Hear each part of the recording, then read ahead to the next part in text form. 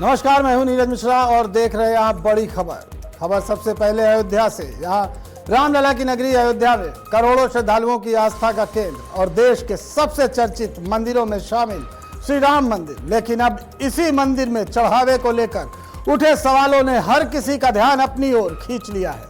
श्री राम मंदिर में श्रद्धालुओं द्वारा चढ़ाई गई दान राशि के कथित गबन की जांच कर रही एसआईटी की प्रारंभिक जांच पड़ताल में कई ऐसे तथ्य सामने आए हैं और दावा किया जा रहा है जिन्होंने राम मंदिर की वित्तीय व्यवस्था और प्रबंधन को लेकर गंभीर सवाल खड़े किए हैं। सूत्रों के मुताबिक दान राशि की गणना, उसके रिकॉर्ड और बैंक में जमा कराने की प्रक्रिया में अनियमितताओं के संकेत मिले हैं। जांच के दौरान ट्रस्ट से जुड़े पदाधिकारियों, कर्मचारियों, बैंक अधिकारियों और अन्य संबंधित लोगों से लंबी पूछताछ की गई है। बताया जा रहा है कि एसआईटी ने कई गवाहों के बयान दर्ज किए हैं और कुछ लोगों की भूमिका को संदिग्ध माना है। जांच एजेंसी ने उन लोगों से भी पूछताछ की है जिन पर चढ़ावे की रकम में हेराफेरी के आरोप लगे थे।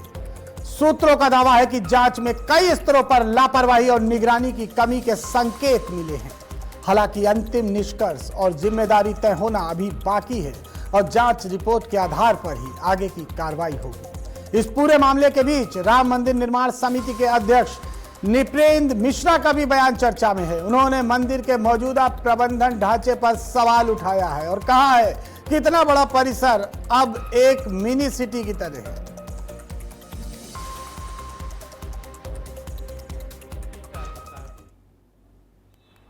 रिपोर्ट की प्रतीक्षा की जानी चाहिए। मुझे किसी ने पूछा कि क्या आप इनके बारे में कहेंगे कि ये शुद्ध है।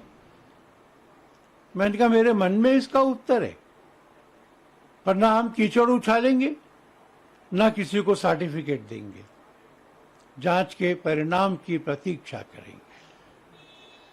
सर, जांच के परिणाम की प्रतीक्षा करेंगे, बिल्कुल उचित बात है। लेकिन सवाल ये उठता है, इतना बड़ा जो गबन कह सकते हैं इसको, प्रभु की जो दान राशि थी, लेकिन जिनके ऊपर जिम्मेदारी थी तमाम, जैसे आप कमेटी की बात कर रहे हैं, चंपत राय जी ने कहा, आपने कहा कि वो एसआईटी के समक्ष पेश हो गए, लेकिन उनके नाक के नीचे से इतनी बड़ी धनराशि लगातार गायब हो रही है तमाम।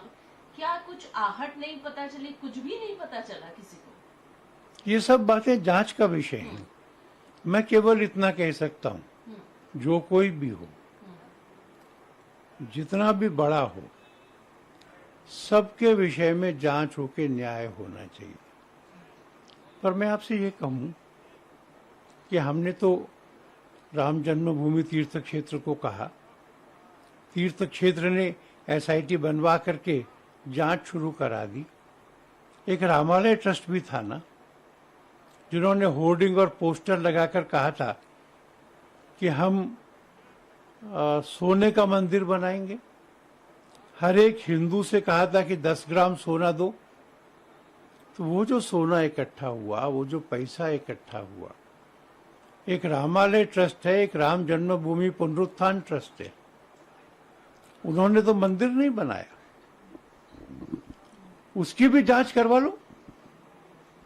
राम जन्मभूमि तीर्थ क्षेत्र की जांच कराओ, रामालय ट्रस्ट की जांच कराओ, श्री राम जन्मभूमि पुनरुत्थान समिति की जांच कराओ, और जहां जहां जो दोषी है, जो भी दोषी है, उसकी जिम्मेवारी तय करके दंड दो।